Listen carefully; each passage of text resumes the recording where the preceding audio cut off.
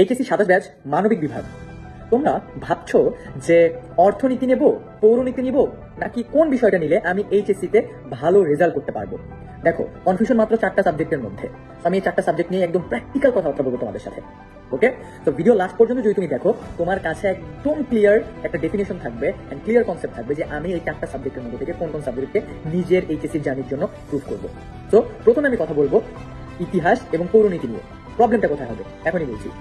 ইতিহাসে তুমি এসএসসি পরীক্ষায় যতটুকু সাল, ইতিহাস এবং এক্সামে লেখালেখি করেছো এর থেকেও কয়েক গুণ বেশি তোমাকে আরো বেশি সাল মনে রাখতে হবে, আরো বেশি ইতিহাস মনে রাখতে হবে, আরো বেশি সম্রাট এন্ড আরো যারা যারা আছে তাদের নামগুলো মনে রাখতে হবে। এন্ড এক্সাম হলে গিয়ে তুমি কিন্তু থিওরির লেখা ছাড়া, ইতিহাস লেখা ছাড়া কোনো ধরনের বেনিফিট পাবা না। এন্ড যদি কোনো এক্সামে শুধুমাত্র লিখতেই হয়, সেখানে কিন্তু সৃজনশীলে মার্ক পাওয়া অনেক টাফ। তো ইতিহাস নেওয়ার আগে দুইবার নিজেকে জিজ্ঞাসা করো তুমি কি এই স্ট্রাগলটা ফেস করতে পারবে না। এখন কথা বলবো পৌরনীতি নিয়ে। পৌরনীতিতে তুমি সবচেয়ে বড় যেখানে প্রবলেমটা ফেস করবে, যদি তুমি পৌরনীতি সাবজেক্ট চুজ করো, তাহলে তুমি বিভিন্ন দেশের ইন্টারনাল ইনফরমেশন গুলো একসাথে গুলিয়ে ফেলবা। ফর শিওর তুমি গুলিয়ে ফেলবা, বিকজ আমরা দেখেছি এইচএসসি তে যারা পৌরনীতি নিয়েছে এক্সাম হলে গিয়ে তারা কয়েকটা কান্ট্রির মধ্যে ইন্টারনাল ইনফরমেশন ট্যাচ লাগিয়ে ফেলে। এন্ড বিলিভ মি, এই এক্সামের মধ্যে তুমি যদি এগুলোকে ট্যাচ লাগিয়ে ফেলো এন্ড বাই এনি চান্স ওটা যদি এইচএসসি এক্সাম হয়, তুমি কিন্তু আর কোনোভাবে সেটাকে রিকভার করে আসতে পারবে না। সো পৌরনীতি চুজ করার আগে নিজেকে কয়েকবার জিজ্ঞাসা করো তুমি কি পৌরনীতিতে ভালো করতে পারবে না কিনা। এবার যদি আমি তোমাকে জিওগ্রাফি নিয়ে বলি, তাহলে জিওগ্রাফিতে কিন্তু 25 মার্কের প্র্যাকটিক্যাল আছে। এন্ড তোমাদের জিওগ্রাফি করাচ্ছে তোমাদের লিমন ভাইয়া এন্ড সৌরভ ভাইয়া।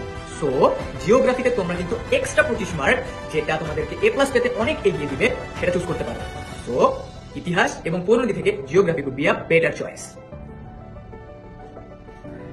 এন্ড সর্বশেষ আসতেছে ইকোনমিক্স। ইকোনমিক্সে বেশি কিছু দরকার হয় না। ইকোনমিক্সের ক্ষেত্রে তোমাকে জাস্ট দুইটা জিনিস মাথায় রাখতে হবে, কোন কোন চ্যাপ্টার থেকে ম্যাথ আসতেছে এন্ড কোন কোন চ্যাপ্টার থেকে চিত্রওয়ালা সৃজনশীল আসতেছে। এই দুইটা জিনিস তুমি যদি ফিগার আউট করে ফেলতে পারো, তোমার এইচএসসি তে প্লাস কেউ আটকে রাখতে পারবে না।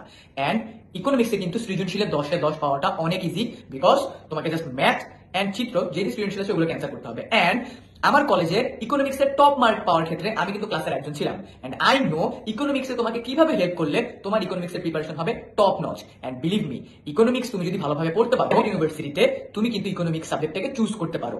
এন্ড ওই এক্সামটাতে ভালো করার জন্য, ওই সাবজেক্টটাতে ভালো করার জন্য অলরেডি কিন্তু তোমার প্রিপারেশন এখন থেকেই কমপ্লিট হয়ে যাবে। সো ইকোনমিক্স তোমার জন্য বেস্ট অপশন হতে পারে if you are thinking to get A plus at HSC exam. So আর দেরি কেন, এই ভিডিওর কমেন্ট সেকশনে এখনই তোমার ইকোনমিক্স এবং জিওগ্রাফি কোর্সের লিঙ্ক দেওয়া আছে, এখনই ভর্তি হয়ে যাও এন্ড তোমার প্রস্তুতিকে করে ফেলো 100-তে 100, বিকজ আমরা নিয়ে এসেছি তোমাদের জন্য for the first time online batch.